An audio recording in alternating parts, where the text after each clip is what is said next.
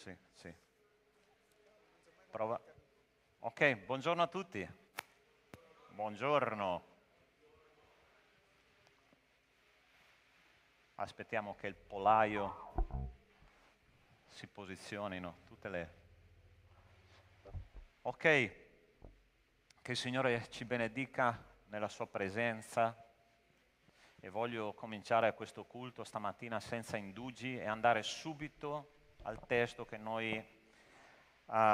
ci introdurrà all'argomento di questa mattina. Ti invito ad aprire la parola di Dio in Seconda Timoteo capitolo 3. Seconda Timoteo capitolo 3 e leggeremo dal versetto 10.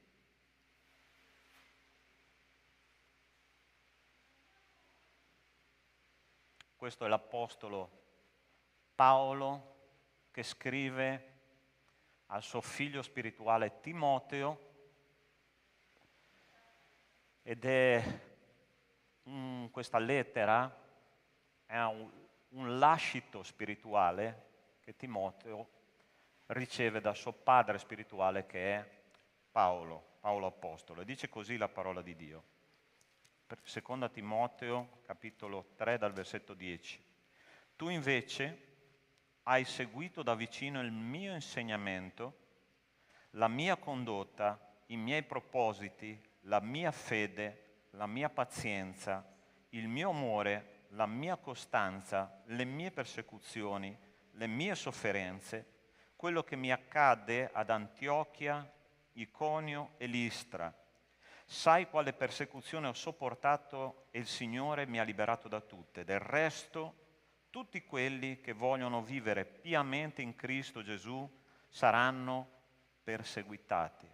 L'Apostolo Paolo cerca di incoraggiare, ma anche di aprire gli occhi del suo figlio spirituale Timoteo. Timoteo era un giovanissimo pastore che Paolo ha scelto come suo successore, era il suo figlio spirituale nel vero senso della parola.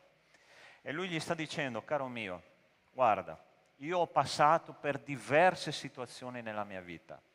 Ho subito persecuzioni, lapidazioni, sono naufragato, mi hanno insultato e un sacco di cose mi sono successe. E la stessa cosa succederà anche a te. Però non preoccuparti, perché noi abbiamo un Signore che ci libera da tutte queste situazioni. Allora provate a immaginare l'Apostolo Paolo, questa è l'ultima lettera che l'Apostolo ha scritto in vita, ossia poco dopo lui sarebbe stato decapitato come un martire della fede. Ma lui si preoccupava delle future generazioni. Lui ha detto, prendi l'esempio da me, prendi l'esempio da quello che hai visto nella mia vita e fai la stessa strada. Perché io sto dicendo questo?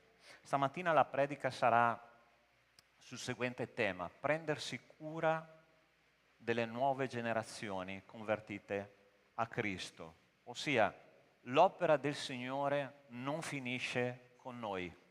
L'opera del Signore è più importante della nostra stessa esistenza. L'opera del Signore è al di sopra della nostra sofferenza e delle nostre difficoltà. Quando noi passeremo il testimone alle future generazioni, queste future generazioni devono sapere esattamente come correre la corsa. Mi ricordo, non so se vi ricordate, è una delle staffette dei 100 metri più famosa della storia delle staffette italiane. L'ultima Olimpiade che noi abbiamo fatto, sapete chi è che ha vinto? Ha vinto l'Italia. Una staffetta meravigliosa. Abbiamo battuto Giamaica, abbiamo battuto Stati Uniti, abbiamo battuto Francia, abbiamo battuto Inghilterra, insomma.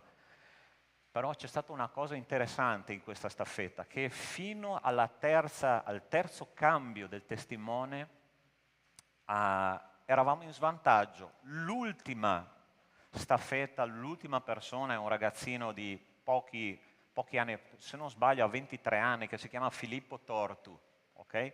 È un sardo. E lui ha corso la staffetta, era in terza posizione, ha corso la staffetta, è arrivato primo, ma se tu osservi al rallentatore il suo viso mentre lui corre perfino viene deformato, ossia lo sforzo che ha fatto è stato talmente forte, talmente grande che è arrivato alla fine che era distrutto, ma è arrivato first, è arrivato primo, è arrivato medaglia d'oro. È quello che devono fare le future generazioni. Allora noi dobbiamo, con la nostra generazione, passare il testimone e lasciare che i nostri figli, i nostri nipoti, i nostri ragazzi della nostra Chiesa possano correre questa corsa arrivando primi al traguardo. Quando noi seguiamo i comandamenti di Cristo, questo può succedere e le future generazioni conosceranno che esiste un Dio vivente. Ok? Tu vuoi essere parte di questa staffetta vincente? Amen? Amen. Gloria a Dio. Ti invito ad alzarti e a parlare in questo momento col Signore e a chiedere che tu possa essere parte di questa staffetta che sta cercando di correre, come ha detto Paolo, la buona corsa, combattere il buon combattimento, lasciare il testimone alle generazioni future. Dipende da noi, dipende esclusivamente da noi. Pastore, cosa posso fare perché questo succeda? Cosa posso fare per essere parte di questa squadra vincente che è la squadra di Dio? Solo il Signore te lo potrà dire, ma tu puoi fare la tua parte. Io voglio pregare proprio per questo, ok? Chiudi i tuoi occhi e comincia a parlare col Signore e a chiedere che il Signore possa guidarti in questa preghiera di apertura del culto. Signore nostro Dio, nostro Padre, io ti ringrazio, Signore, perché siamo parte di una squadra che la tua parola dice vince sempre. La parola dice che noi siamo più che vincitori in virtù di colui che ci ha amati. Più che vincitori significa che è più di un oro olimpico, più di una medaglia che prenderà e di una coppa che prenderà polvere nelle nostre scansie. Molto di più, perché la nostra medaglia e la nostra coppa sono medaglie e coppe eterne. È il Signore Gesù che ci darà l'applauso, è il Signore Gesù che ci darà il premio. E come dice la tua parola, un giorno, quando noi avremo fatto tutta la nostra parte e entreremo nell'eternità, la parola di Dio dice che Gesù ci accoglierà e dirà: ben fatto, figlio mio, entra nella gloria e nella gioia del tuo Signore. Signore, io ti chiedo che la nostra generazione possa passare un testimone di pace alle future generazioni, un testimone di salvezza alle future generazioni, un testimone di misericordia e di giustizia alle future generazioni, e che noi possiamo predicare il vero Evangelo, Signore, che non è un Vangelo di comodità, non è un Vangelo di necessità, ma è un Vangelo santo, un Vangelo giusto che a volte è difficile ingoiare. Perché Gesù stesso ha detto una volta: chi vuol venire dietro a me rinneghi se stesso, prenda la sua croce e mi segua. Questo è il Vangelo.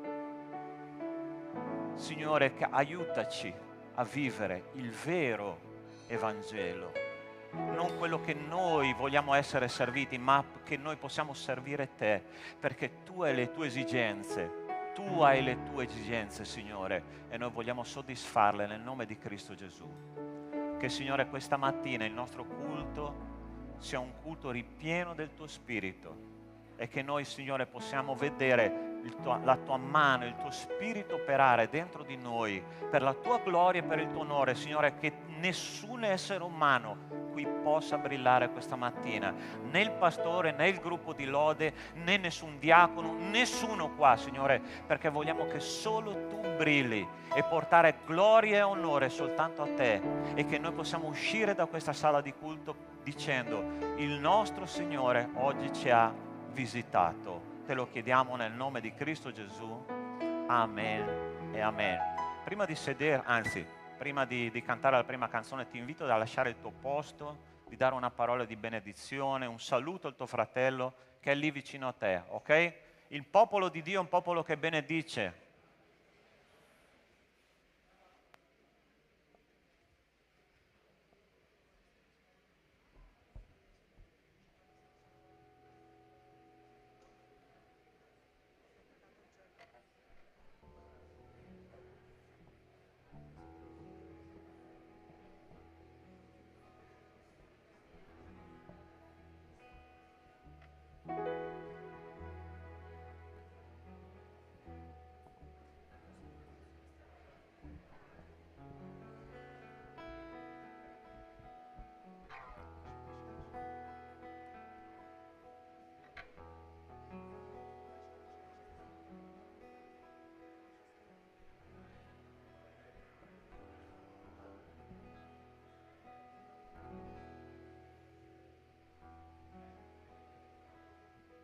Amen. Noi con gioia vogliamo cantare questa prima canzone, Adorerò. Noi possiamo cantare con tutta la nostra gola, con tutta la nostra forza stamattina. Spero che voi abbiate fatto colazione, perché noi vogliamo portare un buon canto al Signore, pieno di gioia. Tutta la stanchezza, tutta la frustrazione della settimana la lasciamo via, mi raccomando, non voglio nessuno triste qua. Quindi possiamo iniziare cantando, adorerò, adorerò con tutto il mio cuore, loderò con la forza che ho. Amen? Amen? Amen, alleluia, cantiamo. Guardiamo le nostre mani.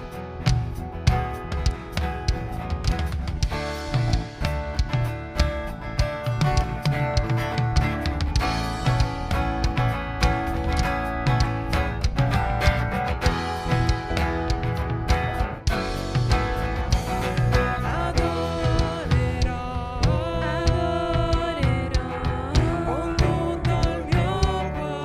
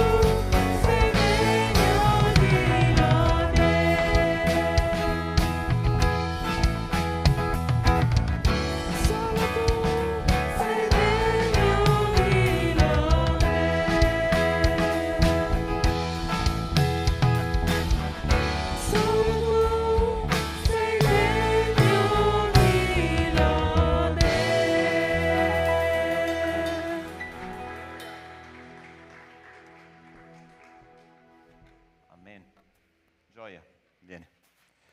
Potete sedervi. Questa mattina voglio presentarvi una sorella in Cristo, che è una cantante gospel, ha già fatto esperienza con la nostra comunità di Conegliano e questa mattina vuole presentarci 2 canzoni più una piccola testimonianza, no? E vi parlerà un po' della sua esperienza col Signore e sosteniamola. La nostra Chiesa, come voi ben sapete, è sempre stata aperta a cantanti gospel. Noi dobbiamo incentivare questa area della nostra Italia. I cantanti gospel sono veramente pochi e quei pochi soffrono e noi siamo qua per dirti che siamo vicini a te, okay? Che ti stiamo sostenendo. Ok? Con te la parola. Buongiorno cara Chiesa, come ha detto il pastore, vi ringrazio per essere qui oggi. E io oggi porterò 2 canzoni, ma bensì anche 2 testimonianze, perché la prima si chiama Clessidra. Come tutti noi sappiamo, la clessidra, se noi la rivoltiamo, ci ritorna il tempo. E questa clessidra è stata molto importante per me nella mia vita, perché solo grazie a Dio ha cambiato tutto di me. Mi ha cambiato la mia vita, ha cambiato anche il modo di guardare le persone, ha cambiato tutto. Specialmente per il fatto che io comunque sono sempre andata in chiesa, fin da quando ero piccola, però purtroppo ad un certo punto mio padre ha lasciato, ha detto no, basta, non ne voglio più sapere. E purtroppo per me è stato molto, molto difficile andare in chiesa sapendo che una figura così importante per me non c'era a sostenermi, perché io fino a quel momento ogni volta andavo da mio padre a chiedergli qualcosa, lui ogni volta mi rispondeva con la Bibbia. Mi ricordo tutte le sere che prima di andare a dormire leggevamo qualcosa di qualche versetto, una storia. E purtroppo, non avendo più quella figura paterna che mi poteva aiutare, io ero persa. Però poi io, grazie anche a mia madre che mi è stata anche vicino tutto il tempo, non ha mai smesso di mollare, non ha mai smesso di credere che un giorno mio padre possa tornare. Io, grazie a lei e soprattutto grazie al Signore, io adesso sono qua a raccontarvi questa storia dicendo che purtroppo mio padre non è ancora tornato in chiesa, non è ancora tornato dal suo vero padre, però io adesso ho un padre migliore che mi ama ogni volta, che io anche se pecco, io so che lui ci sarà sempre per me.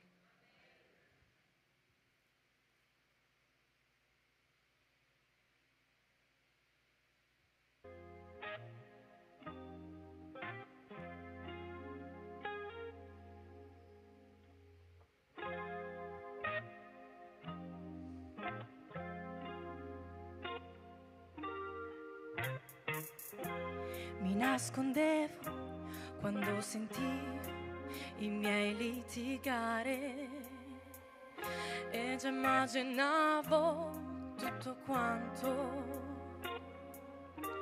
La mamma in lacrime, piena di limiti, ancora i brividi se ci ripenso. Io con la musica nella mia camera filtravo la realtà per non sentire più il dolore, una clessidra sotto il sole, le domande delle persone, il suono di quel nome. Ma tu hai salvato me e mi hai ridato un volto nuovo e la speranza che cercavo, e l'amore che non conoscevo. Sì, tu hai salvato me quando pensavo di essere sola, piangevo sotto le lenzuola. Sono qui a pregarti ancora e ancora. E poi mangiavo per non pensare fino a farmi del male. I miei compagni a scuola mi allontanavano, io chiusa dentro me a chiedermi perché, ancora i brividi se ci ripenso.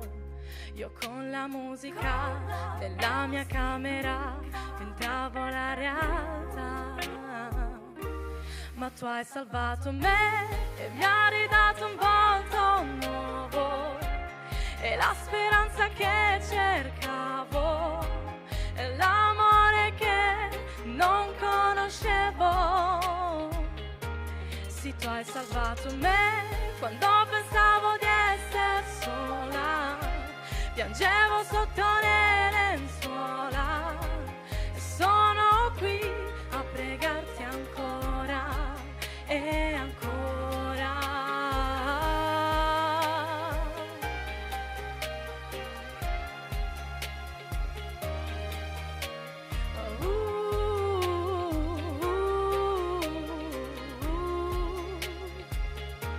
Sì, tu hai salvato me quando pensavo di essere sola, piangevo sotto le lenzuola e sono qui a pregarti ancora e ancora.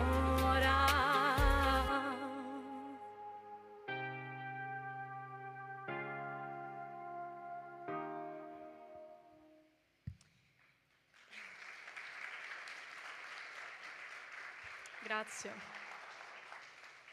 La prossima canzone invece si chiama Sempre per sempre e viene da un versetto di Isaia capitolo 31 versetto 40. Ma quelli che sperano nell'Eterno acquistano nuove forze, si alzano in volo come aquile, corrono e non si stancano, camminano e non si affaticano. Wow! Cioè, ci pensate che grazie al Signore possiamo avere delle nuove forze? Forze che noi possiamo superare qualsiasi ostacolo nella nostra vita. Io l'ho superato, ma io chiedo a voi avete superato quell'ostacolo? Perché io vi do la risposta, solo con il Signore, grazie alle sue forze, che sono potentissime, noi possiamo superare qualsiasi cosa. Io vi dirò, voi volerete in volo come delle aquile, che non avrà paura di più di nulla, perché quando saremo col Signore non ci saranno più tribolazioni, niente più malattie, niente più preoccupazione, niente pianti, forse di gioia almeno. Ma noi saremo col Signore e saremo in pace finalmente.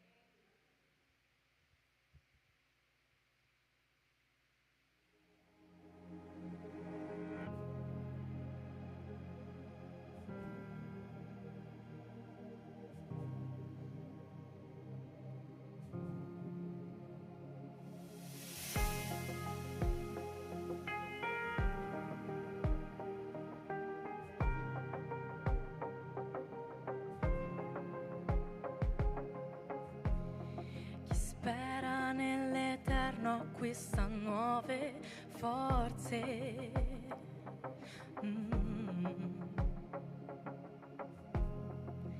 E si alza in volo come un'aquila.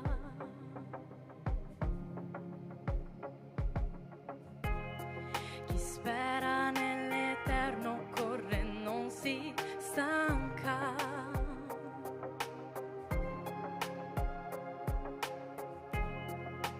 Cammina e mai si affaticherà.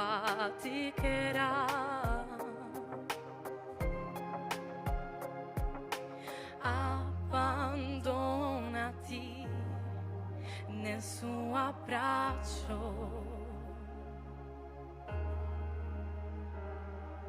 e consolati nel suo riposo.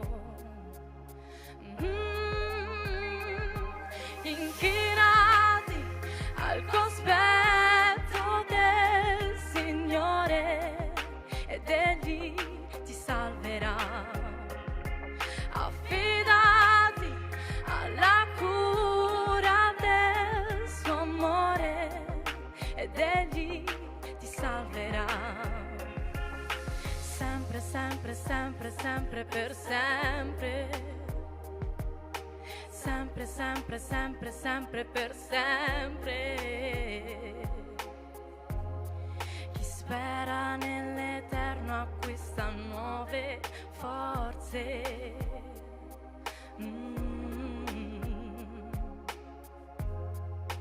E si alza in volo come un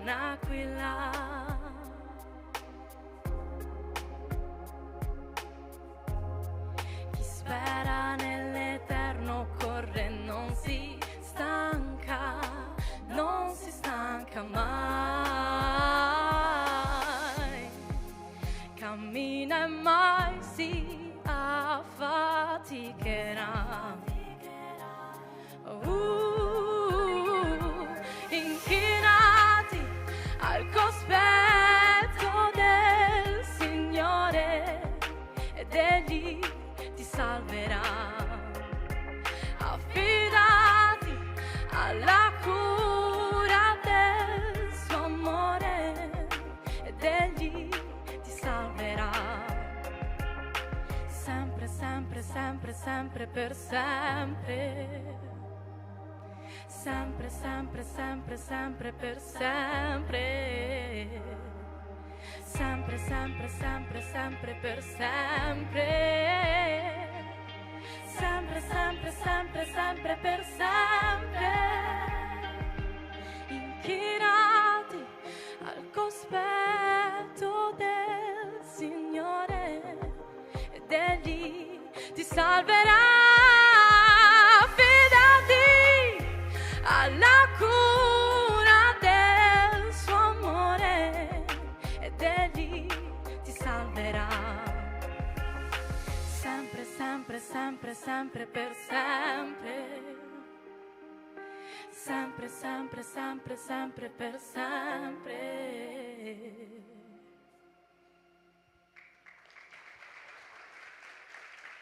Amen.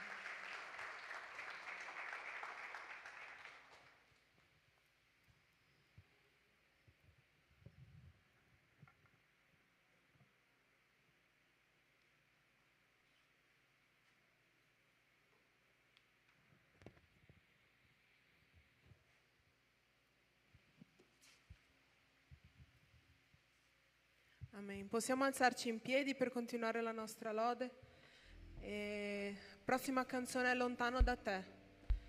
Sono quasi sicura che la maggior parte delle persone, se non tutte qua, una volta almeno nella loro vita si siano sentite sole. Possibile anche lontano dal Signore, almeno una volta. Quando noi preghiamo, innalziamo il nome del Signore e il Signore non parla, Lui sta in silenzio. In quel momento in cui noi ci dobbiamo inginocchiare e continuare, Padre, continuare, Padre, io rimarrò qui finché che tu non mi dai una risposta. Inginocchiati. Prima cosa che si potrebbe fare alla sera. Invece di pensare a tutte le stanchezze, tutte le cose successe, vi chiedo almeno una volta inginocchiarsi letteralmente quando siete da soli in camera vostra, ricercare la presenza del Signore, perché è l'unica cosa che riempirà quel grande vuoto che voi avete all'interno del vostro cuore. Non il partner, non un lavoro, non qualcosa, la finanza stabile, non un familiare, non un amico, ma il Signore Cristo Gesù, perché Lui è morto su quella croce per riempire quel grande vuoto che tu hai dentro il tuo cuore. Lui è morto per salvarti, perché tu fossi felice, tu fossi forte e coraggioso. Signore, tu sei morto per me, quindi quelle catene che io ho all'interno del mio cuore, chiamate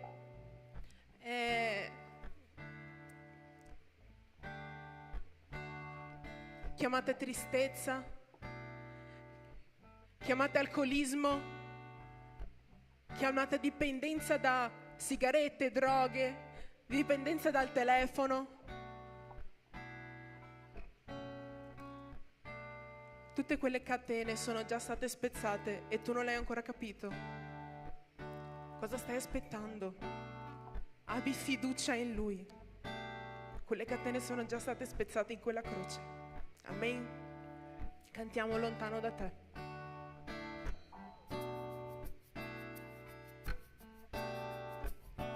Lontano da te mi sento solo e senza te non mi trovo, senza il tuo amore non ha senso la mia vita. Non penserò soltanto a me, ma cercherò solo te. Senza il tuo amore non ha senso la mia vita.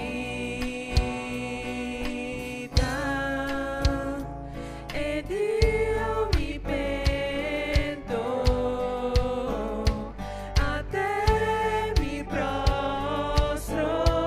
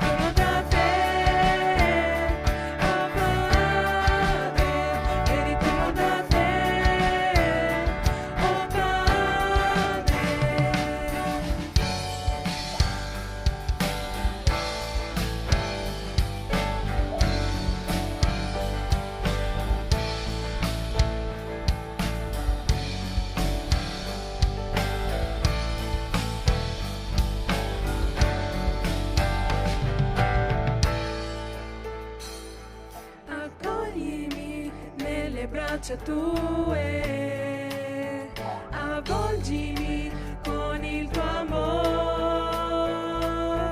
accoglimi nelle braccia tue, avvolgimi con il tuo amor, perché ho bisogno di te, oh Padre, ho bisogno di te, oh Padre, ho bisogno di te, oh Padre, ho bisogno di te, oh Padre. Amen.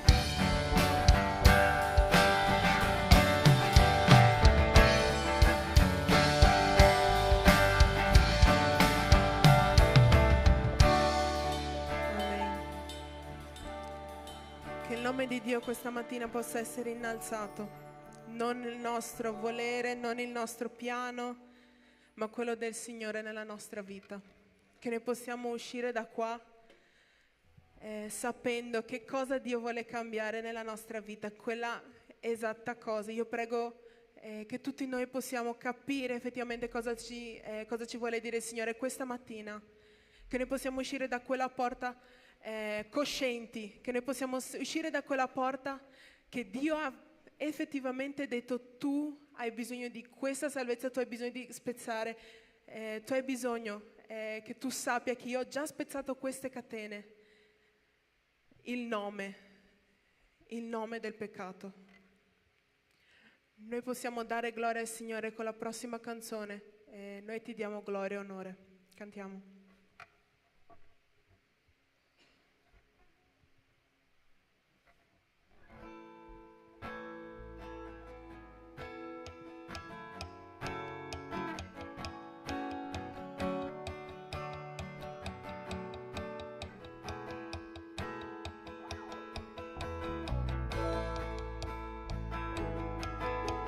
Solo e soltanto il Signore è santo, solo a Lui. Cantiamo adesso. Noi ti diamo gloria ed onore, eleviamo le nostre mani per adorare il nome tuo. Noi ti diamo gloria ed onore, eleviamo le nostre mani per adorare il nome tuo. Grande tu sei e potenti cose fai, nessun altro è come te, nessun altro è come te. Grande tu sei e potenti cose fai, nessun altro è come te, nessun altro è come te. Noi ti diamo gloria ed onore, eleviamo le nostre mani per adorare il nome tuo. Noi ti diamo gloria ed onore, eleviamo le nostre mani per adorare il nome tuo. Grande tu sei e potenti cose fai, nessun altro è come te, nessun altro è come te. Grande tu sei e potenti cose fai, nessun altro è come te, nessun altro è come te. Grande tu sei e potenti cose fai, nessun altro è come te, nessun altro è come te. Grande tu sei e potenti cose fai, nessun altro è come te, nessun altro è come te.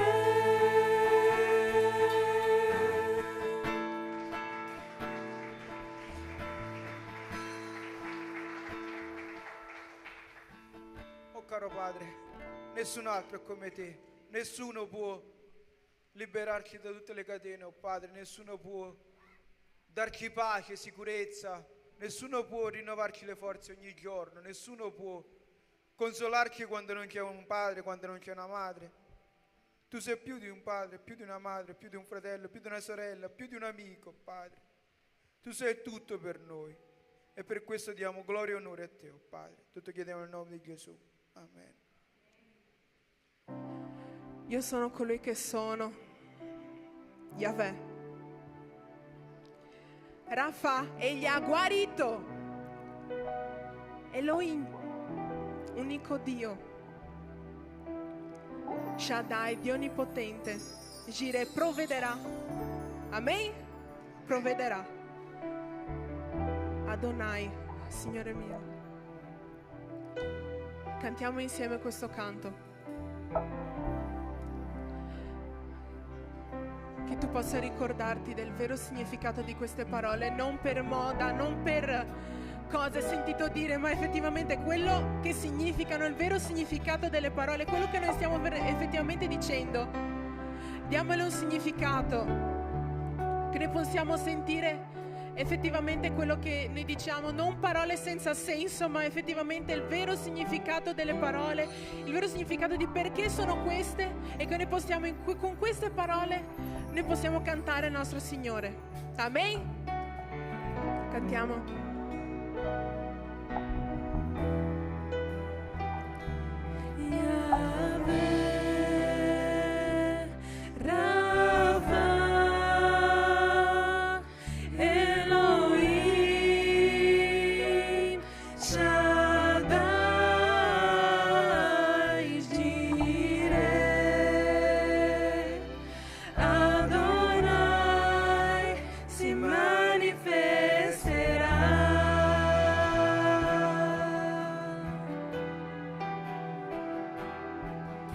Si sente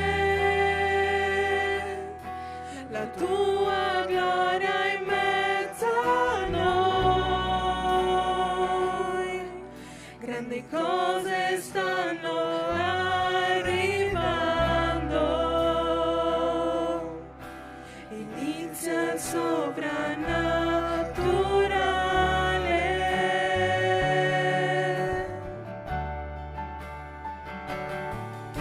Si sente la tua gloria in mezzo a noi, grandi cose stanno arrivando, inizia il soprannaturale.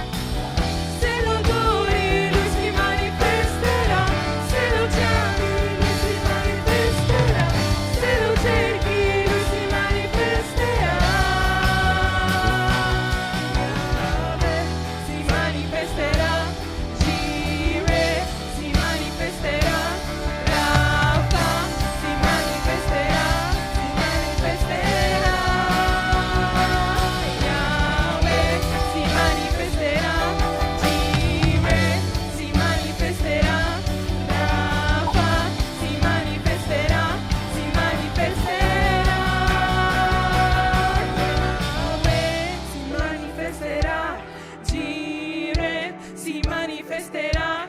Rafa si manifesterà, si manifesterà. Yahweh si manifesterà. Jireh si manifesterà. Rafa si manifesterà, si manifesterà. Yahweh, Rafa, Elohim, Shaddai, Jireh, Adonai si manifesterà.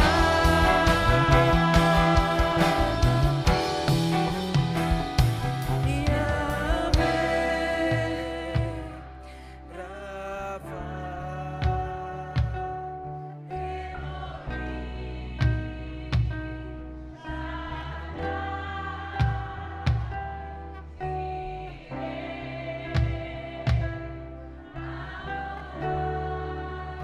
si manifesterà.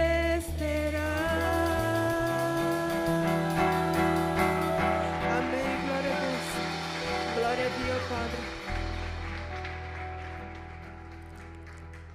Signore, ti ringrazio Padre perché tu quando parli veramente Padre, parli in maniera potente. Ti ringrazio Padre perché io so che tu hai qualcosa da fare Padre. Che noi possiamo lasciare tutte le nostre certezze Padre, tutti i nostri cammini. No, io farò questo, vorrò fare quell'altro, poi farò questo parte ancora. No, lascia che sia il Signore a guidare la tua vita, lascia che sia il Signore a guidare le tue mosse, lascia che sia il Signore a dirti cosa devi fare in questa mattina. Lascia che sia il Signore a fare e smettila di pensare con la tua testa. Il Signore sa quello che è meglio per te, il Signore sa dove tu andrai, il Signore sa tu cosa farai, sa cosa è il meglio per te. Lascia le tue convinzioni.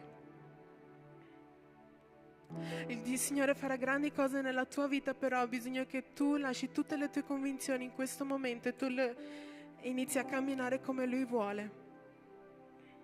Inizia col passo di fede. Ti ringrazio Padre perché tu ti sei manifestato questa mattina, Padre. Ti chiedo che noi possiamo continuare a sentire la tua parola, Padre, e che noi possiamo prendere i tuoi insegnamenti, Padre.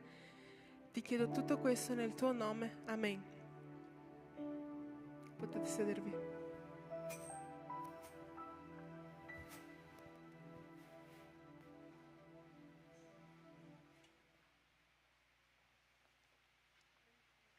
Sì, sì.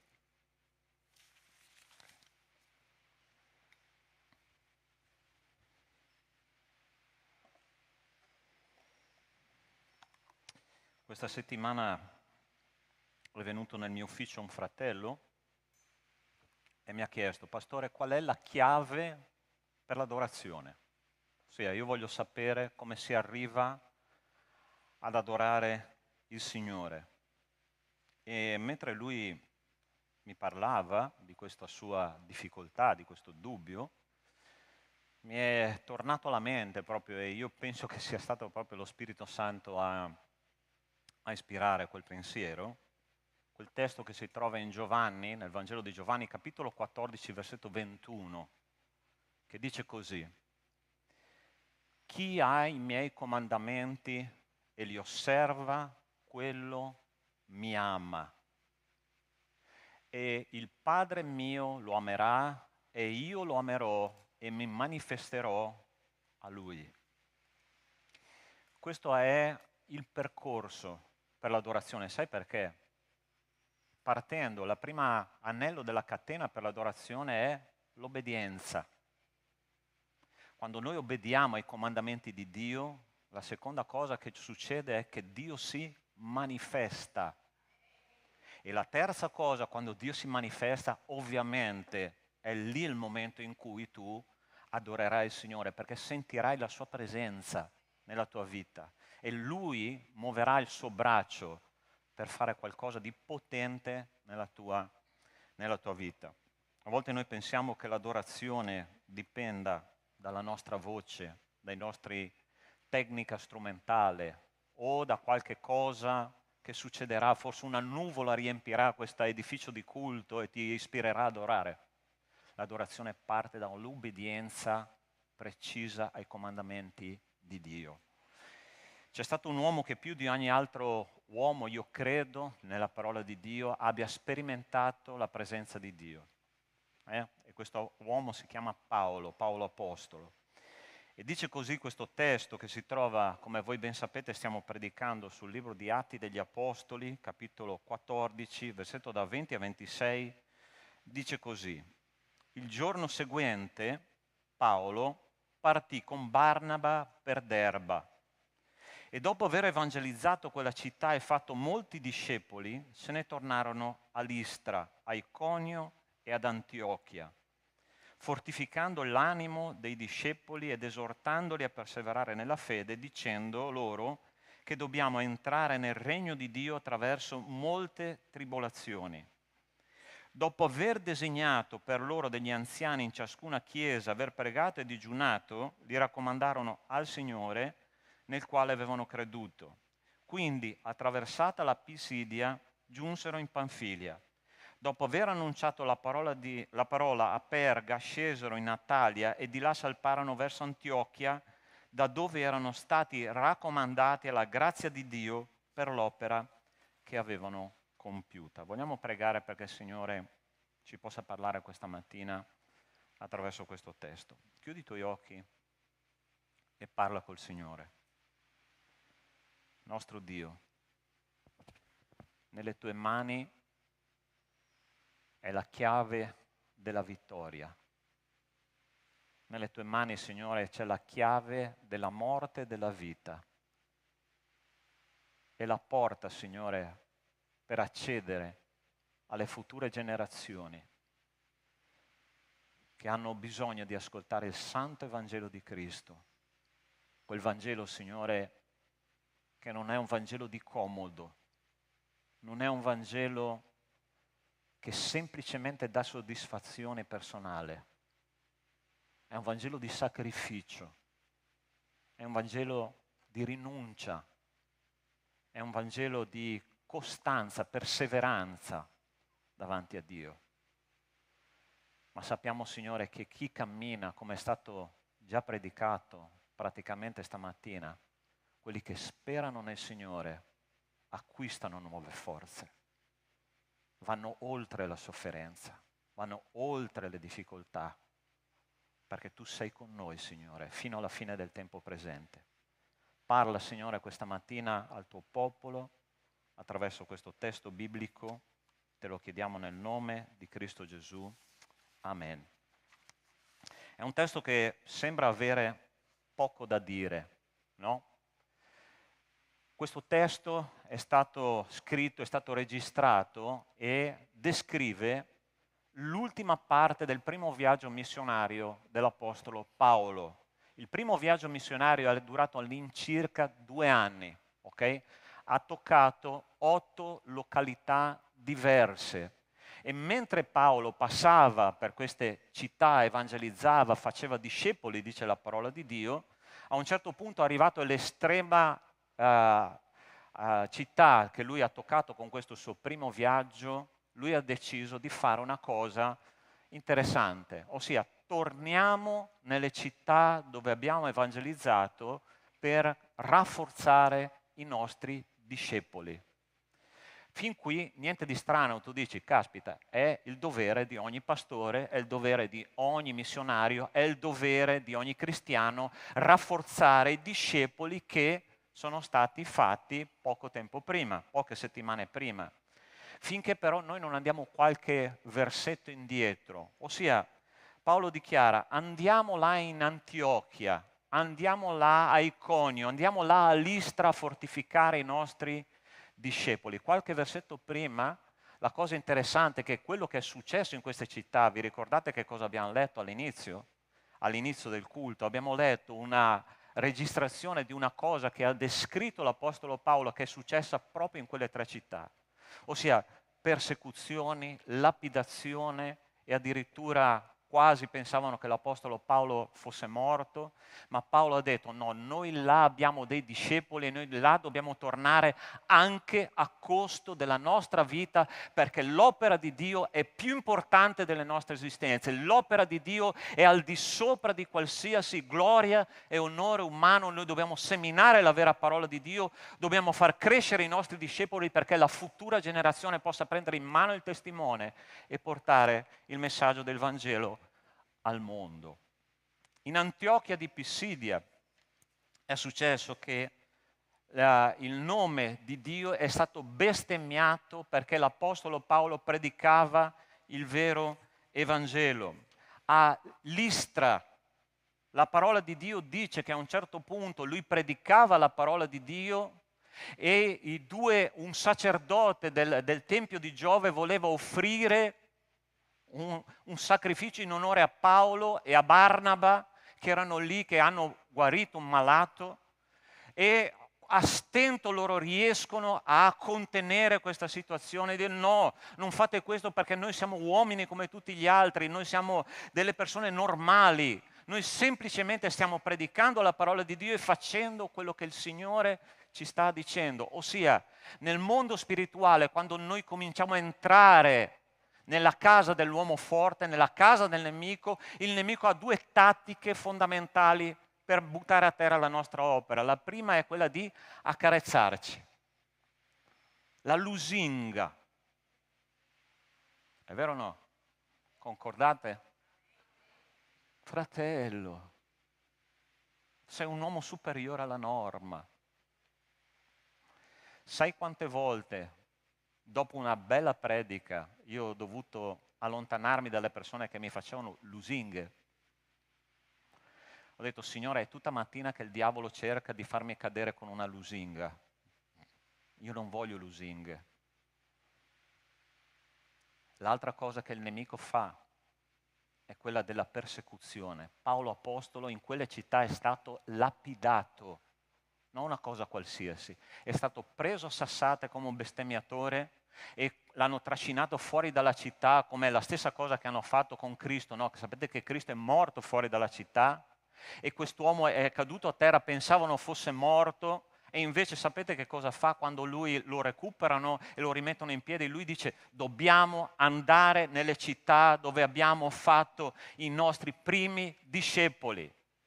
E sai perché ha fatto questo? Perché lui sapeva esattamente cosa c'era in gioco. Allora carissimi, questa è solo l'introduzione, perché questa mattina il messaggio è il seguente. Una chiesa deve prendersi cura dei neoconvertiti. Una chiesa deve essere disposta a dare il proprio sangue, la propria vita e la propria esistenza perché la futura generazione possa predicare il vero Evangelo di Cristo. E Paolo decide, andiamo a morire, non importa, ma importa che l'opera di Dio continui ad andare avanti. Sapete, c'è una cosa che io ho imparato nella mia adolescenza. Tante volte ho sentito la seguente frase, ti ricordi, forse te l'hanno detto anche te, l'adolescenza è il periodo più bello della vita. Hai mai sentito questa frase? Tu credi che sia vero? L'adolescenza è piena di paure, l'adolescenza è piena di difficoltà, l'adolescenza è depressione.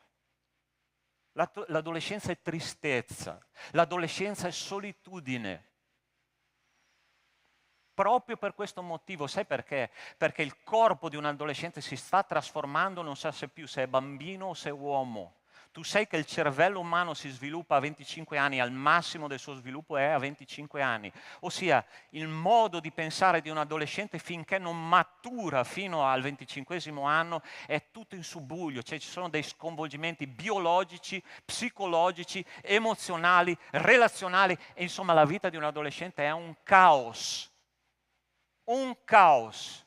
Ma vi posso dire una cosa, adolescenti, giovani e preadolescenti che siete qua. La vostra Chiesa vi ama ed è vicino a voi. Noi vogliamo il vostro bene, saremo disposti a fare di tutto perché voi possiate essere i rappresentanti del Vangelo fino all'estremità della terra. Ascolta quello che ti sto dicendo. Noi stiamo investendo sulle vostre vite. La parola di Dio dice andiamo a fortificare gli animi dei discepoli. Questa parola fortificare viene dal greco, che è la parola episterizzo, che significa renderli costanti.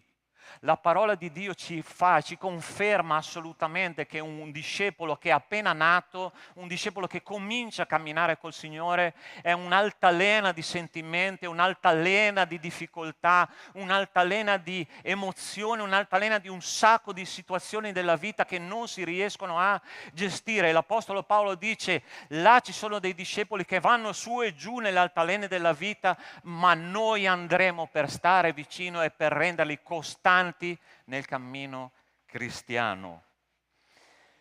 Che cosa Gesù ha fatto per rendere costanti i suoi discepoli? La prima cosa, se tu vai in Matteo capitolo 16, che Gesù ha chiesto ai suoi discepoli, chi dite che io sia?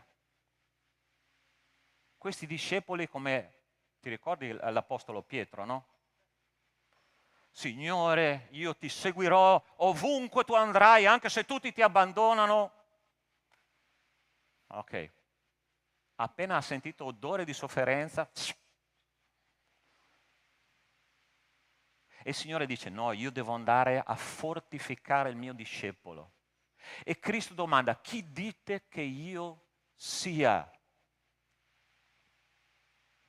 Ed è interessante la risposta di Pietro, che è il mio eroe preferito del Nuovo Testamento, che dice, tu sei il Cristo, il Figlio del Dio vivente. Il tuo nome è al di sopra di ogni altro nome. Giovani, adolescenti e preadolescenti di questa Chiesa, tu hai un Dio che è il Cristo, il suo nome è al di sopra di ogni altro nome. E quando tu preghi nel nome di Gesù, il Signore risponde. Il Signore è a fianco a te, il Signore vuole farti del bene, il Signore ti vuole accompagnare a ogni passo della tua vita, ma tu devi credere che il Signore è il Signore. Che tristezza quando quelli che camminano nel Signore da tanti anni danno un brutto esempio e non credono a quello che pregano, non credono al Signore Gesù Cristo che può gestire ogni situazione della nostra vita. Sai, io identifico la parola di Dio come il bugiardino di una medicina, no? Tu hai mai visto quei bugiardini che tu... Interessante che quando tu tiri fuori i bugiardini dalla scatola delle medicine, poi lo vuoi rimettere dentro e poi vuoi rimettere dentro le medicine, mai funziona. Perché è talmente grosso che è un'enciclopedia e non so neanche come fanno a piegarlo. Ci sono indicazioni, controindicazioni, interazioni, c'è scritto tutto là. E nella parola di Dio c'è scritto tutto per l'essere umano. C'è tutto perché tu possa superare la tua adolescenza indenne contando sul nome che è al di sopra di ogni altro nome. E ti posso assicurare che ci sono delle persone qua con esperienza con Dio che ti possono dire questa è la strada, contate su di noi perché noi siamo al vostro fianco. E quando arriverà la battaglia spirituale, perché questa è la seconda cosa che ti voglio dire, non solo Cristo è il Signore al di sopra di ogni altro nome, ma arriverà la battaglia. E Gesù riprende Pietro subito dopo quando gli dice ma Signore tu non andrai a Gerusalemme, io lo impedirò, Dio non voglia.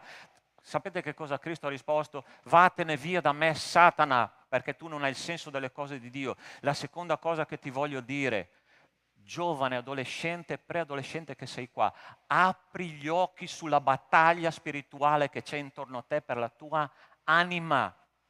Perché ogni giorno il nemico cercherà di distruggere la tua anima. Ma posso darti un consiglio? Fidati di chi sta pregando per te. Perché noi abbiamo tutti i giorni le ginocchia piegate per la tua anima. E noi chiediamo ogni giorno che il nemico non distrugga la tua anima, non distrugga i tuoi sentimenti, non distrugga il tuo entusiasmo, perché se c'è una cosa meravigliosa che posso dirti è quando i nostri figli si entusiasmano per le cose di Dio. E quando i nostri figli si entusiasmano per le cose di Dio, influenzano tutte le famiglie. Quando io vedo i miei figli arrivare a casa e parlare di Dio con entusiasmo, dico, Signore, voglio diventare un post-pentecostale, non pentecostale. Saltare per la casa, perché? Perché è così, perché loro entusiasmano noi, perché vedi che prendono seriamente la parola di Dio, quando un figlio è lì che legge la parola di Dio, quando lì è un figlio che prega cercando la volontà di Dio. Dico, Signore, che meraviglia che abbiamo fatto. Paolo cercava di rendere costanti, aprendo gli occhi di questi discepoli e facendoli consapevoli della battaglia spirituale che c'era intorno a loro. Il nemico vuole distruggervi. Giovanni 10:10 dice: il nemico non è venuto se non per distruggere, rubare e uccidere, distruggere la tua comunione con Dio, rubare la tua pace e uccidere la tua relazione con i tuoi fratelli. Se tu sei preda di questo, perché hai lasciato entrare il nemico nella tua vita. L'Apostolo Paolo voleva discepolare i suoi discepoli rendendoli coscienti del costo del discepolato. Ovviamente io non ti posso dire bugie, ok? Perché i discepoli pagano un prezzo. Se tu vuoi essere costante, non spaventarti della sofferenza che arriverà quando tu deciderai di testimoniare a Cristo, il vero Vangelo. Ieri sera abbiamo, insieme ai nostri giovani adolescenti e preadolescenti, studiato l'esperienza di un giovane di nome Geremia. Geremia appena apriva la bocca nel suo tempo e predicava il vero Vangelo: guardate che sta arrivando una persecuzione, il nemico ci prenderà e Gerusalemme sarà distrutta. Cosa hanno fatto? Hanno preso lui e l'hanno gettato nel fango. Quando tu comincerai a aprire la bocca sul Vangelo e comincerai a predicare a un Cristo, ed è una cosa che noi predicatori sbagliamo, questa, attenzione, faccio un po' di autocritica, ok? Se c'è una cosa che viene predicata nel tempo moderno molto poco nelle chiese è la dottrina del peccato, la dottrina del giudizio universale, la dottrina delle esigenze di Dio, la dottrina della santità di Dio, la dottrina del diavolo. Quando tu cominci a parlare del diavolo, robe da vecchi. Quando tu cominci a parlare del giudizio finale di Dio, è una cosa terribile. Ma noi dobbiamo predicare questo Evangelo e ti posso assicurare che se tu comincerai a predicare il vero Vangelo, la persecuzione arriva. Ti faccio la stessa domanda che ho fatto ieri sera ai nostri ragazzi. Tu hai qualche nemico? Tu hai qualche nemico? È la stessa domanda che ho fatto ai nostri ragazzi. Se non hai nessun nemico, non stai predicando il Vangelo. Perché la parola di Dio dice che chi vuol vivere piamente in Cristo sarà perseguitato. È così che dice la parola di Dio. Non dice una cosa diversa. Ah, pastore, ma siamo in un paese dove non c'è la libertà di predicare. Tu prova a predicare l'inferno. Tu prova a predicare il peccato e vedi se non ti fai nemici. È così che funziona nel mondo spirituale, perché tu entri nel mondo spirituale e la casa dell'uomo forte, tu vai a rubare le sue anime, lui sarà contento. Anche questa sto perdendo, lui dirà. Pazienza. Il nemico non sarà molto contento. Tu vuoi essere un vero discepolo? Predica e parla del fatto che se sei discepolo di Cristo, la persecuzione sicuramente arriva. Ma ovviamente noi dobbiamo pensare anche alla benedizione di essere discepoli. C'è un premio per il discepolato. La parola di Dio dice che un giorno noi entreremo nell'eternità. E la parola di Dio dice che per i servi fedeli il Signore si alzerà in piedi e accoglierà i suoi discepoli dicendo: vieni benedetto dal Signore, entra nella gloria e nella gioia del tuo Signore. Ti ricordi quando è morto Stefano, il primo martire della fede? È interessante che in tutta la scrittura c'è scritto che Cristo è seduto alla destra del Padre. Tu ricordi questo testo? Quando è morto Stefano, Stefano guarda i cieli e vede Cristo in piedi alla destra di Dio. Sai perché è successo questo? Perché Cristo stava onorando un servo fedele che aveva predicato il vero Vangelo e che non aveva paura di dare la sua vita per Cristo. Cristo si alza e gli dice: entra figlio mio, entra nella gioia del tuo Signore, non avere paura delle sofferenze di predicare il Vangelo, non avere paura del giudizio delle persone, non avere paura di quello che tu farai, mostra chi tu sei in Cristo Gesù e il Signore riconoscerà chi tu sei. Non abbiamo bisogno dei like, non abbiamo bisogno degli applausi degli uomini, abbiamo bisogno dell'applauso del cielo e quello ci rimane per sempre. Amen, Chiesa. Giovani, predicate il vero Vangelo, ma troverete dei vecchi, dei vecchietti o dei giovani stagionati al vostro fianco, raccontandovi chi è Cristo e dicendovi che Cristo è al vostro fianco fino alla fine. Non abbiate paura dei giudizi dei vostri coetanei. La seconda cosa che Paolo Apostolo fa, dice la parola di Dio che lui lì esortava. Molto interessante questo testo, questo verbo che viene usato nel greco, che è la parola parakaleo, che significa chiamare accanto. Parakaleo.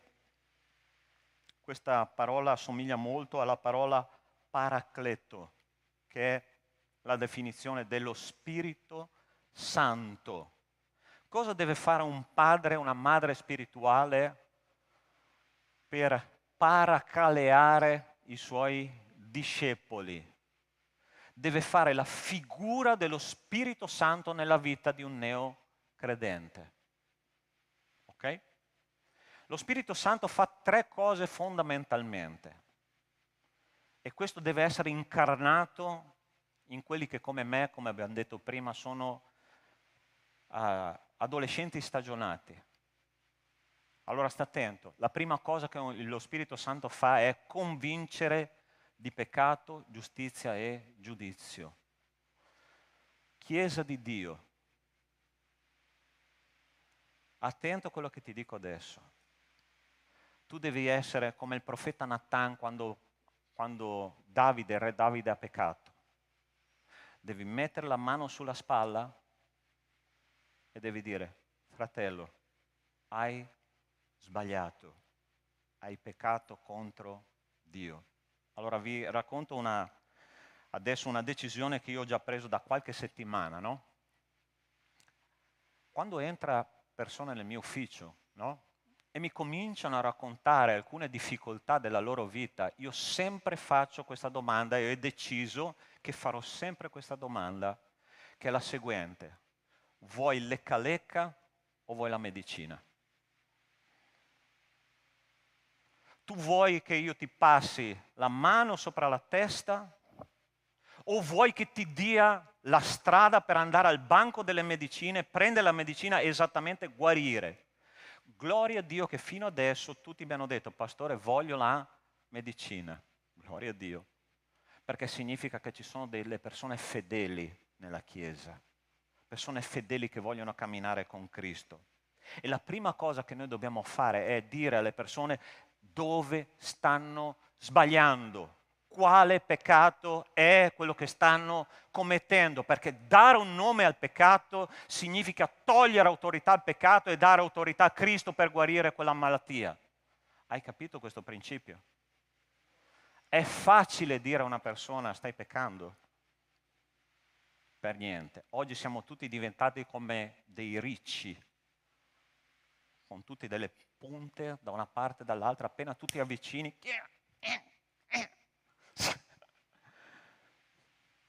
Sai perché io faccio questo? Perché ti voglio bene. Perché vorrei che tu camminassi con Cristo senza nessuna pendenza legale. senza nessuna sofferenza nella tua anima. Paolo faceva proprio questo, diceva stai sbagliando, cammina così, non prendere quella strada, attento dove vai. All'apostolo aveva questa autorità e tutti noi abbiamo questa autorità di farlo. Tutti noi, perché la Chiesa si deve prendere cura dei nostri giovani. La seconda cosa che lo Spirito Santo fa, oltre che a convincere di peccato, è quella di consolare. Lo Spirito Santo è il consolatore. Noi dobbiamo essere presenti nella vita delle persone quando arrivano i problemi. E la cosa più terribile che una persona può fare quando un fratello o una sorella della Chiesa ha un problema è dire pregherò per te. Perché quella è terribile, gente. Perché una dichiarazione dietro le quinte è sì, tu hai un problema, fratello, pregherò per te perché questa è la pillola che io posso darti, ma io me ne resto a casa mia. Qualche anno fa ho avuto una specie di infiammazione alla gola, no? Che è durata quasi 2 mesi. E una sorella, una diaconessa della chiesa, a un certo punto, sai quanti mi hanno detto, pastore, pregherò per te? Sì. Questa sorella ha fatto una cosa molto interessante, no? Pastore, aspetta 10 minuti che arrivo a casa tua. Lei è arrivata, ha preso un intruglio di trabucce di patata, ci ha messo dentro delle mele, insomma ha fatto una roba, grazie. Ha fatto una roba pazzesca, no? Caso strano, il giorno dopo non avevo più quella infiammazione alla gola. Ma sai che quello che mi ha colpito è il fatto che questa sorella ha preso la decisione di fare qualcosa di pratico per me. Tutti, pastore, pregherò per te. Queste preghiere non funzionano, gente. Quando noi diciamo sono vicino a te nella sofferenza, io devo fare qualcosa di pratico che mi faccia vedere che sono veramente interessato alla tua vita, a consolare nella tua esistenza. È questo che deve succedere nella comunità. Perché a parole, c'è quel detto in italiano, non so negli altri paesi, che dice di buone intenzioni è lastricato l'inferno, di buone preghiere lo stesso. Quando io comincio a consolare veramente e a fare la parte dello Spirito Santo nella vita dei miei fratelli, allora tutto cambia e la Chiesa produrrà una grande guarigione e soprattutto una costanza nella esistenza dei nostri fratelli. E la terza cosa che fa una persona che discepola, ossia che consola, è ricordare e insegnare. Dice così la parola di Dio, ma il Consolatore, lo Spirito Santo che il Padre manderà nel mio nome, vi insegnerà ogni cosa e vi ricorderà tutto quello che vi ho detto. Non posso consolare, non posso paracaleare se io non conosco la parola di Dio, perché con buoni consigli umani non succede niente. È la parola di Dio che cambia le persone e io devo avere un rapporto personale con Dio ogni giorno della mia vita e prendere tutto quello che Dio mi dà, metterlo nel mio magazzino e avere un magazzino molto ben organizzato per tutte le situazioni della vita. È così che funziona nel mondo spirituale, perché ti posso assicurare una cosa, stai attento a quello che ti dico adesso. Perché il diavolo conosce molto bene la parola di Dio e lui ha tentato Gesù con la parola di Dio e se tu non conosci la parola di Dio meglio di lui, tu cadrai come una peracotta. Cosa fai quando viene un figlio a chiederti un consiglio? Lo porto dal? Sì? Lo porto dal? Pastore, un fratello mi ha detto, qualche anno fa, mi ha detto esattamente questo. Fratello, tu stai veramente cercando il Signore ogni giorno? No. Ma quando arriverà un problema di tuo figlio, che cosa farai? Lo porto da te. Tu capisci la gravità della situazione. Tu capisci quanto deboli, fragili spiritualmente noi siamo quando non abbiamo soluzioni dovute alla conoscenza della parola di Dio. Chi ti consiglierà? Il pastore. Io amo la parola di Dio, io voglio che la Chiesa conosca la parola di Dio, Ma se tu non trovi il tuo tempo personale con Dio ogni giorno nella tua casa, sarà complicato che tu possa risolvere problemi. Sai quanto tempo è stata fatta un'indagine? Sai quanto tempo noi passiamo nella comunità durante tutto il periodo dell'anno? 4% del nostro tempo. Il restante 96% del nostro tempo lo passiamo o a lavoro o a casa. E questo 96% io vorrei fare veramente un'indagine e capire quanti di questi 96% di ore che noi abbiamo a disposizione lo investiamo per un rapporto personale col Signore. Perché i problemi arrivano, fratelli. E non conterà che qualcuno prega con te. Non conterà che tu conti su quel poco che tu conosci, ma conta la conoscenza che tu hai del tuo Dio. C'era una cosa meravigliosa che il popolo di Dio faceva nell'Antico Testamento tutte le volte che loro avevano un'esperienza col Signore. Loro mettevano a fianco del nome di Dio una parola che gli ricordasse quell'esperienza. Yahweh Jireh, Dio provvederà. Perché Dio ha provveduto il montone al posto della vita di Isacco, figlio di Abramo. Yahweh Rafa, il Dio che guarisce. Quando tu conosci Dio così, tu hai soluzioni per la tua vita. Tu hai soluzioni anche per la vita degli altri, perché tu conosci il vero Dio, quello che è descritto nella parola di Dio. È così che funziona. Non trascurate questo tempo personale con Dio. Sai una cosa?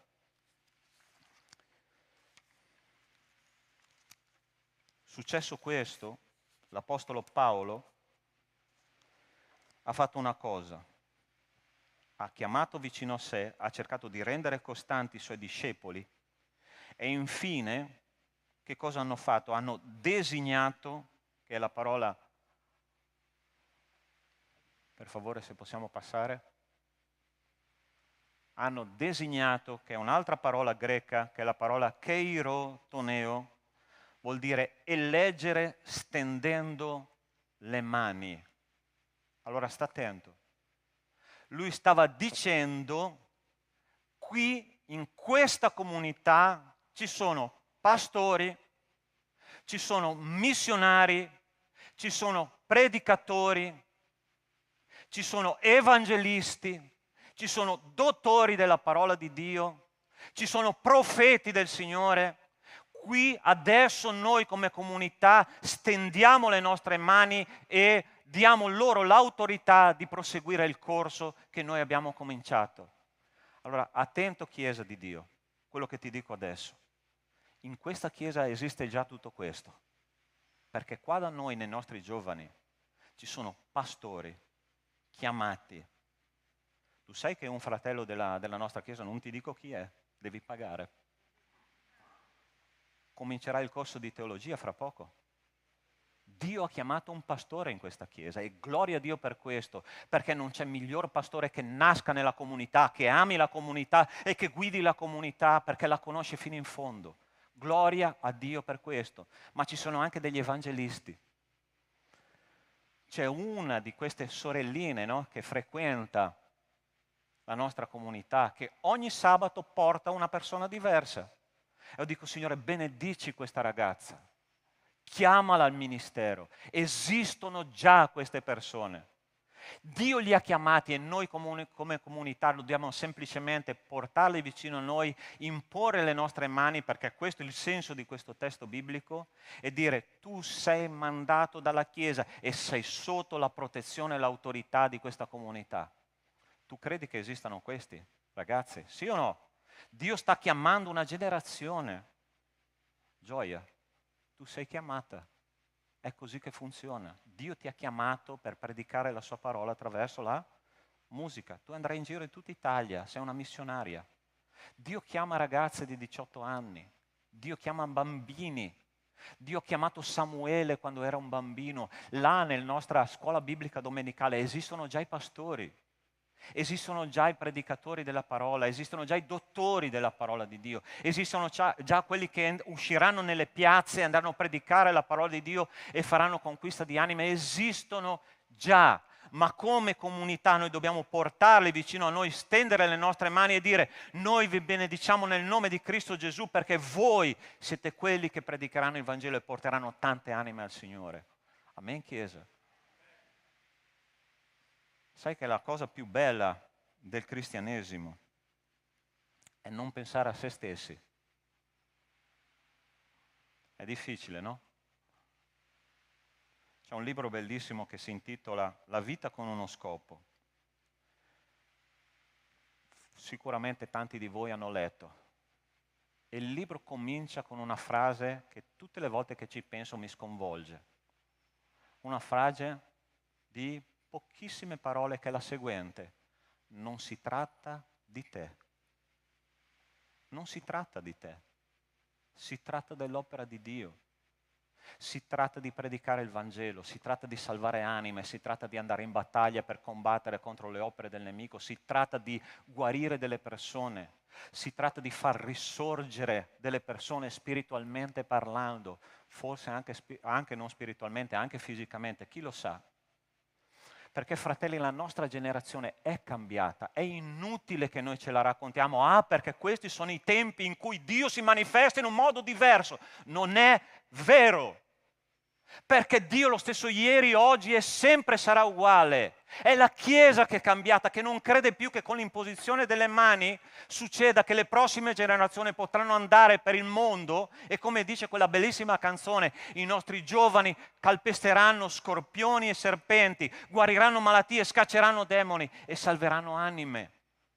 È così che funziona, ma noi come Chiesa, come adolescenti stagionati dobbiamo dare l'esempio perché loro possano andare in libertà a fare quello che il Signore li ha chiamati a fare. Spezza la catena del pettegolezzo, spezza la catena dell'incredulità, spezza la catena della divisione, perché così succedeva nella chiesa di Corinto. E l'Apostolo Paolo li ha richiamati, gli ha detto: ma come? Dio vi ha dato ogni dono e voi, io non posso parlarvi come maturi, ma come a bambini in Cristo, perché non siete maturi, perché ci sono i partiti politici tra di voi. E mi dispiace che non potrò fare tanto. Perché? Perché ci sono i gruppetti.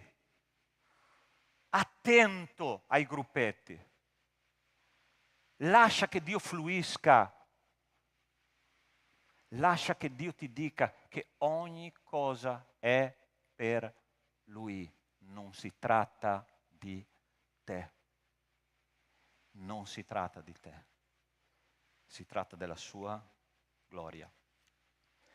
Quindi Paolo, insieme a Barnaba, in questa esperienza,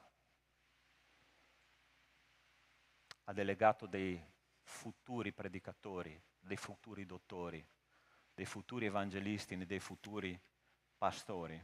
E il regno di Dio è arrivato fino a noi oggi proprio perché loro hanno fatto questo, proprio perché loro hanno passato fedelmente il testimone alle generazioni future. Quante generazioni sono passate dall'Apostolo Paolo? Quante? 50, 60, non lo so, in 2000 anni. Ogni quanto fanno le generazioni? 40 anni dovrebbe essere, mi sembra. Almeno 50-60 generazioni sono passate e queste 50-60 generazioni si sono date il testimone l'uno con l'altro e il Vangelo è arrivato fino a noi oggi. Chiesa Battista Agape di Treviso 2023.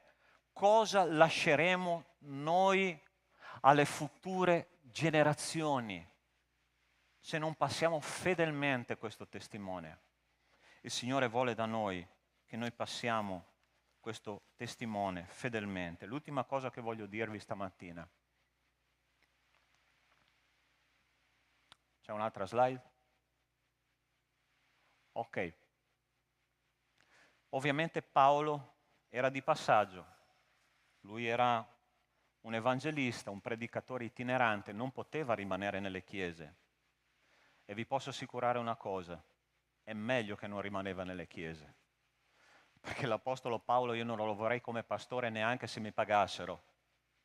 Perché ovunque lui andava, faceva, era una ruspa l'Apostolo Paolo. Lui doveva fondare, poi gli altri costruivano. Ma sai, le ruspe non sono adatte a mettere un mattoncino sopra l'altro, ok?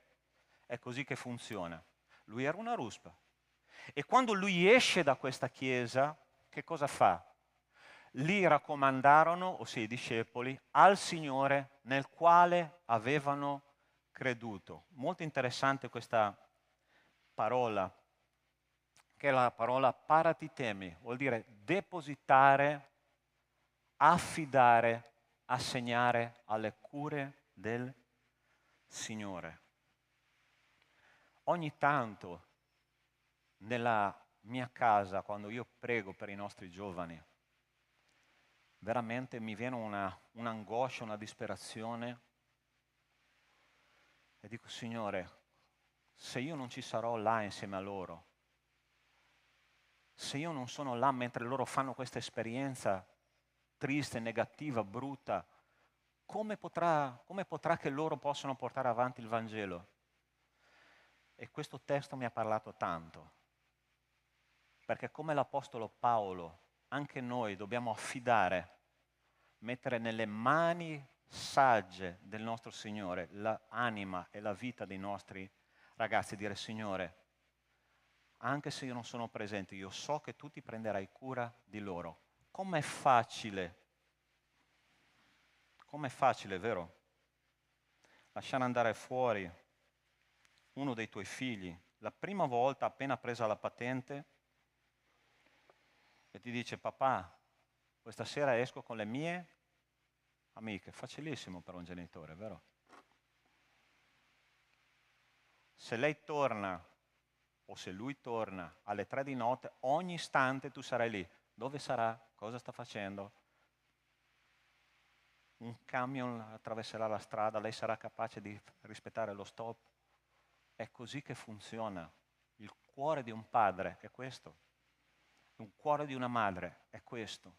E l'Apostolo Paolo ha fatto la cosa più saggia che lui poteva fare, ossia, Signore, io ho fatto quello che potevo, ho dato tutto me stessi, li ho esortati, li ho incoraggiati, li ho istruiti, gli ho dato la tua parola in mano, ma adesso loro sono tuoi, li lascio nelle tue mani. E c'è un momento in cui il genitore consegna la vita dei figli al Signore. È un momento traumatico perché è un momento di distacco. Il cordone ombelicale prima o poi bisogna tagliarlo, ok? Anche se tu sei genitore, ovviamente sarai genitore fino ai 99 anni e oltre, verso l'infinito e oltre. Sia, ma tu devi tagliare a un certo punto e dire Signore, sono nelle tue mani. E Paolo ha fatto questo con le sue chiese e lui ha avuto successo perché ha detto Signore, sono tuoi, gestiscili tu. Io ho fatto tutto quello che potevo, ma adesso tocca a te. Io vorrei fare una cosa oggi. Mi dispiace che non ci siano tantissimi giovani preadolescenti, ma vorrei chiamare tutti i giovani preadolescenti e adolescenti qua vicino a me, per favore, questa mattina. I nostri discepoli, ok? Tutti i nostri discepoli.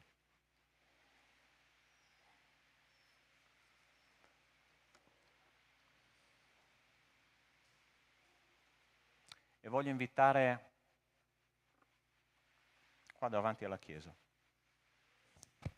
E voglio invitare 2 persone insieme a me che possono pregare per loro. Il primo è Furio, per favore.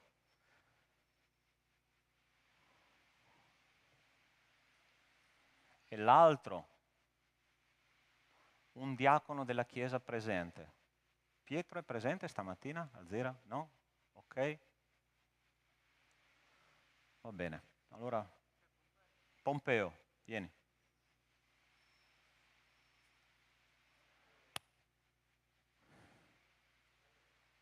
che vorrei che noi pregassimo per loro. Se tu hai pensato che quello che ha detto il predicatore stamattina non sia una cosa della sua testa, ma che è secondo la parola di Dio, ti invito ad alzarti in questo momento, ok? Chiedo un microfono per favore per chi pregherà qua. Pompeo, ti puoi mettere da questa parte per favore?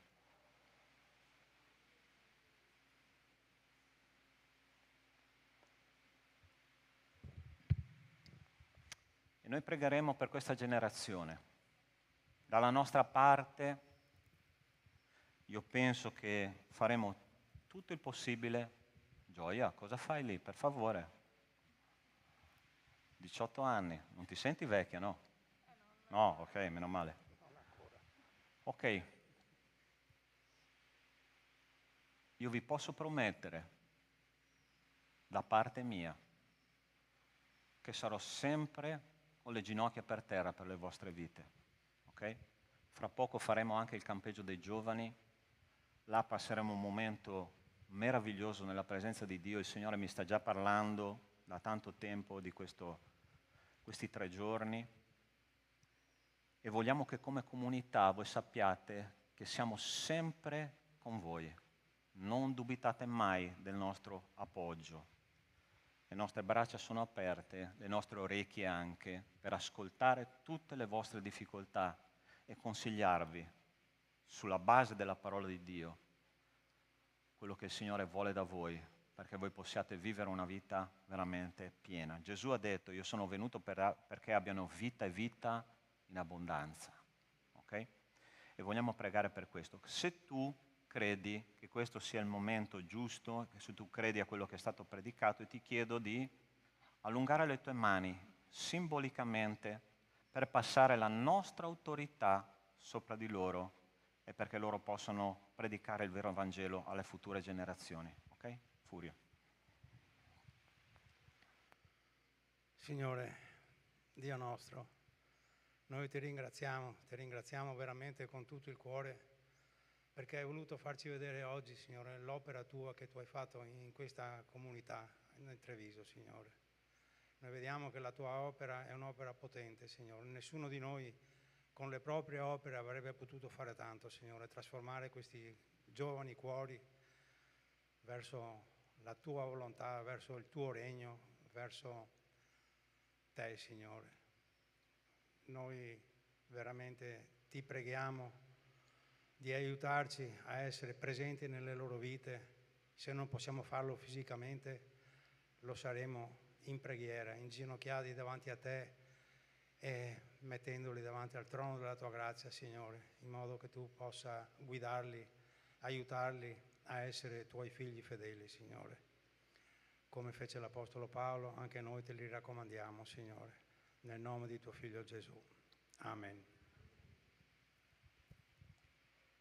Signore, ti prego per questi ragazzi, ti prego per le loro vite. Molti di loro hanno manifestato in chiesa il loro desiderio di appartenere a te. Mi hanno emozionato e ho visto in loro la purezza di essere figli tuoi. Fai in modo che questa loro purezza venga mantenuta intatta nel tempo, anche con le varie difficoltà. Si rappresenta il futuro delle chiese, il futuro della tua parola. Bendici tutti questi ragazzi e fai che siano sempre nel tuo cammino. Amen. Signore nostro Dio, nostro Padre, tu conosci il codice sorgente di ogni giovane che è qua davanti. Tu sai, Signore, perché li hai chiamati all'esistenza. Ma ovviamente, Signore, noi sappiamo anche che non solo vivranno la vita per se stessi, ma se sono veri cristiani, Signore, vivranno la vita per te. Loro saranno inseriti in un ministero. E io ti ringrazio, Signore, perché tra di loro esistono tutti i doni spirituali che servono per la tua Chiesa, perché tu sei un Dio saggio. E io ti prego, Signore, che questa generazione possa risplendere come astri nel mondo, là dove non c'è la tua parola che venga portata da loro, e che con coraggio, con perseveranza loro possano affrontare ogni ostacolo che si parerà davanti. E quando arriverà il nemico, Signore, faglielo riconoscere e che loro prendano in mano l'autorità che tu gli hai dato e lo riprendano nel nome di Cristo Gesù. Accompagnali, Signore, così, ogni giorno, fino alla fine, nel nome di Cristo Gesù. Amen. Amen. Dio vi benedica.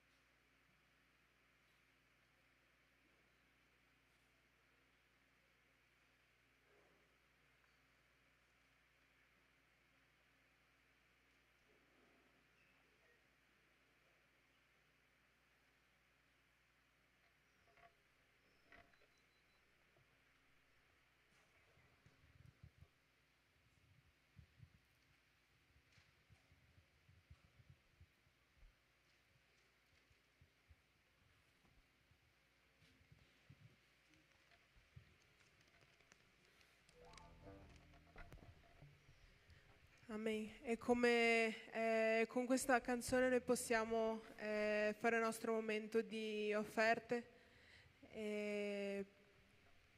Prego che noi adesso, noi giovani che andremo in campeggio, noi possiamo prendere quello che Pastor Sandra ha detto e applicarlo veramente nella nostra vita. Cantiamo Adorerò. Adorerò,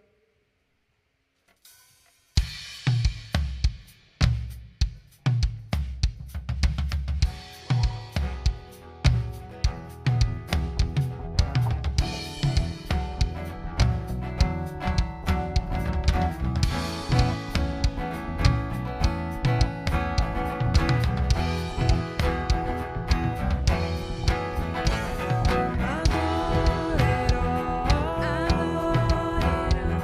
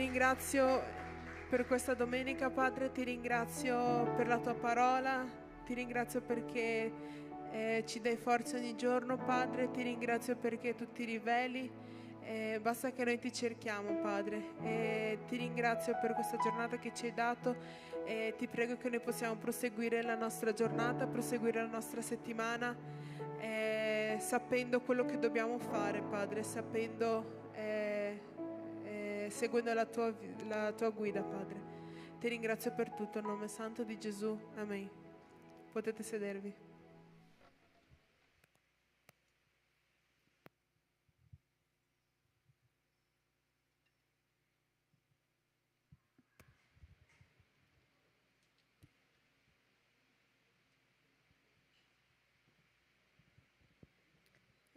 Buongiorno Chiesa, come è stato preannunciato per tutto il culto, ci sarà un campeggio per i giovani, non giovani stagionati, dai 19 anni in su, si chiamerà Meet Camp e faremo l'1, il 2 e 3 settembre. Per informazioni potete chiedere o a me o al pastore Alessandro, il prezzo di questi 3 giorni è 60 euro. E un'oretta di strada da qua, è un posto bellissimo, siamo andati a vederlo e anche il modo in cui è stato trovato questo posto è stata proprio una benedizione di Dio, quindi abbiamo altissime aspettative che il Signore farà grandi cose in questo campeggio.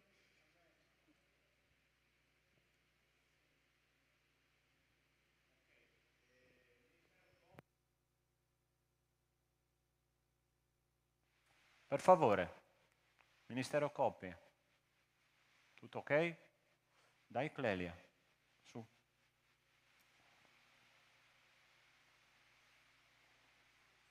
Ecco.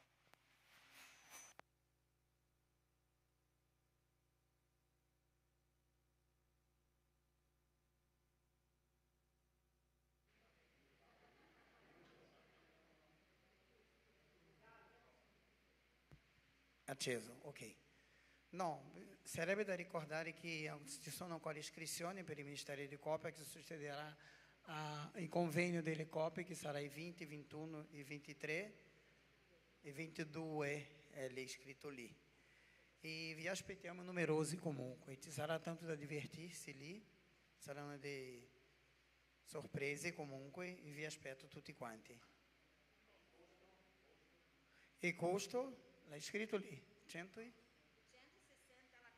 260 la coppia. Sono bello informato, avete visto? No? Sono preparato comunque, molto preparato. A posto così. Ok? Ok. Va bene, grazie. In cucina sei un mostro, ma col microfono. Ok, fratelli, alziamoci in piedi, chiudiamo il nostro culto. Questo fratello qua ve lo consiglio come cuoco in qualsiasi campeggio, ok? Lui non solo, come ho detto sempre, lui non solo fa da mangiare, lui nutre le persone, che è diverso, ok? Nutre proprio. Va bene, grazie di essere ancora disponibile per questo campeggio. Amen. Preghiamo per la nostra settimana e chiediamo al Signore che Lui possa aiutarci a praticare quello che abbiamo sentito stamattina, ok? Nostro Dio, nostro Padre, ti ringrazio e ti benedico, Signore, perché noi abbiamo inteso, Signore, cosa Tu vuoi da noi. Come è stato detto, non si tratta di noi, ma si tratta della Tua volontà, si tratta della Tua opera. E noi ti chiediamo nel nome di Cristo Gesù che questa settimana sia una settimana di discepolato intenso con i nostri figli, con i nostri giovani, con la generazione, Signore, che porterà la Tua parola nel futuro o forse anche oggi. E ti chiediamo, Signore, che adesso torneremo alle nostre case, che l'amore di Dio nostro Padre, la grazia salvatrice di Cristo e le consolazioni dello Spirito Santo di Dio con noi siano e con tutto il popolo di Dio su tutta la terra, da oggi e per sempre. Amen. Amen. Buona settimana, Dio vi benedica.